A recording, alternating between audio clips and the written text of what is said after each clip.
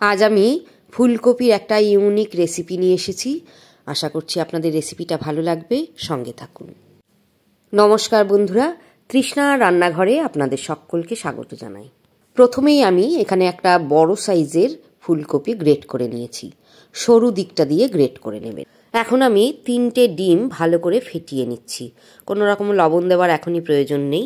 ডিমটা আমি খুব ভালো করে ফেটিয়ে নিয়েছি। ফেটিয়ে নেওয়ার পরে ফুলকপির মধ্যে দিয়ে দিলাম। এবারে দিয়ে দিলাম আদা, রসুন আর কাঁচা লঙ্কা বাটা।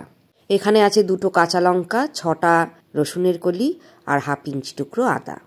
দিয়ে দিলাম একটা ছোট সাইজের কুচনো পেঁয়াজ, অল্প কিছু ধনেপাতা কুচনো, স্বাদ মতো লবণ দিচ্ছি, 1 চামচ লাল লঙ্কা গুঁড়ো, 1 চামচ ধনে গুঁড়ো আর 1 চামচ জিরে গুঁড়ো দিয়ে দিলাম। হাফ চামচ মতো গরম মশলার গুঁড়ো আমি দিয়ে দিলাম। এবারে খুব ভালো করে মশলার সাথে ডিম আর ফুলকপিটা মিশিয়ে নিন। হলুদ দিয়ে দেবেন পরিমাণ মতো, আর হাফ চামচ মতো গোলমরিচের গুঁড়োও দিয়ে দেবেন। আরও ভালো করে একবার মিশিয়ে নিন সমস্ত মিশ্রণটা। দেখুন থকথকে হয়ে গেছে। এবারে আমি ভাপিয়ে নেব। কড়াইয়ের ওপর দিয়ে দিয়েছি একটা স্ট্যান্ড আর কিছুটা জল। একটা কেক টিন আমি অয়েল ব্রাশ করে নিয়েছি। এবারে স্ট্যান্ডের ওপর বসিয়ে দিলাম, আর এই কেক টিনের ওপর যে মিশ্রণটা তৈরি করেছি সেই মিশ্রণটা এবারে ঢেলে দেব।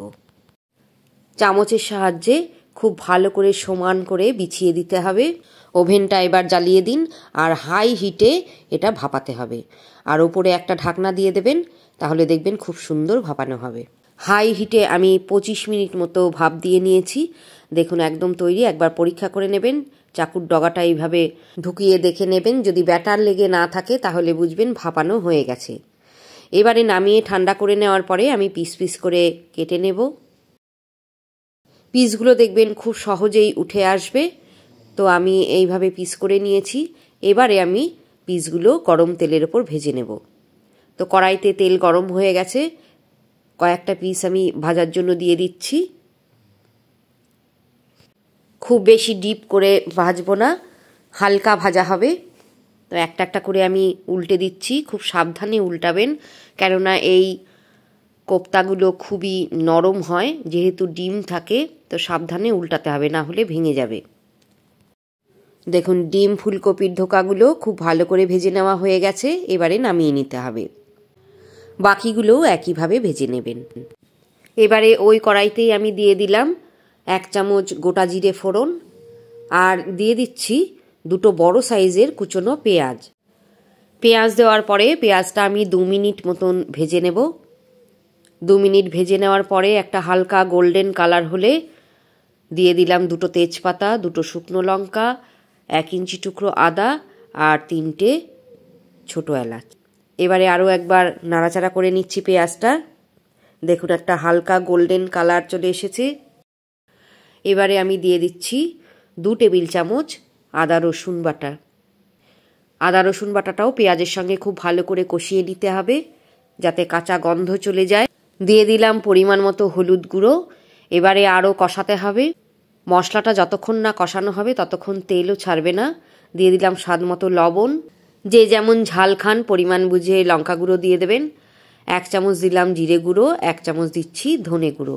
এবারে মিক্সি বাটি ধুয়ে সামান্য একটু জল দিয়ে দিলাম। এখন আরও ভালো করে কষিয়ে নেব।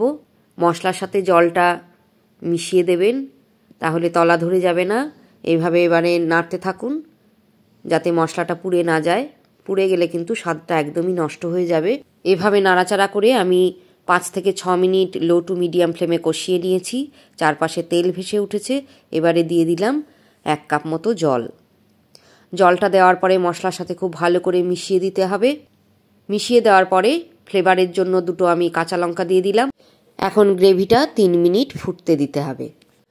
এখন দিচ্ছি 1 চামচ চিনি। চিনিটা অবশ্যই দেবেন, চিনিটা স্বাদের একটা ব্যালেন্স এনে দেবে।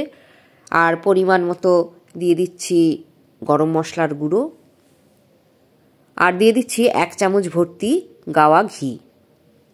সমস্তটাই ভালো করে গ্রেভির সাথে মিশিয়ে নিতে হবে। লো টু মিডিয়াম ফ্লেমে রেখে আরও 5 মিনিট মতন আমি গ্রেভিটা জাল করে নেব। গ্রেভিটা এখন একদম রেডি। তো এই অবস্থায় আমি থালায় কতগুলো কোপ্তা সাজিয়ে নিয়েছি, তার উপরে গ্রেভিটা দিয়ে দেব। যেহেতু কোপ্তাগুলো ভীষণ নরম, তাই আমি গ্রেভিতে দিয়ে ফোটাবো না, ভেঙে যেতে পারে। এইভাবে ওপরে গ্রেভিটা দিয়ে কিছুক্ষণ রেখে দেবেন, তাহলেই দেখবেন কোপ্তাগুলো গ্রেভিটাকে টেনে নিয়েছে। 5 মিনিট স্ট্যান্ডিং টাইমে রাখার পর কোপ্তাগুলো দেখুন একদম সফট হয়ে গেছে, সমস্ত গ্রেভি আর ফ্লেভার কোপ্তার ভেতরে ঢুকে গেছে। তৈরি হয়ে গেল ইউনিক স্বাদের ফুলকপি আর ডিমের ধোকাই বলুন আর কোপ্তাই বলুন। তো কেমন লাগলো রেসিপি কমেন্টস করে জানাবেন প্লিজ। আর যদি ইউটিউবে দেখে থাকেন তাহলে প্লিজ সাবস্ক্রাইব করুন। আর যারা ফেসবুক পেজে দেখছেন তারা প্লিজ ফলো করে আমার পাশে থাকবেন। আবার দেখা হবে নতুন কোনো ভিডিওর মাধ্যমে। ভালো থাকবেন, সঙ্গে থাকবেন।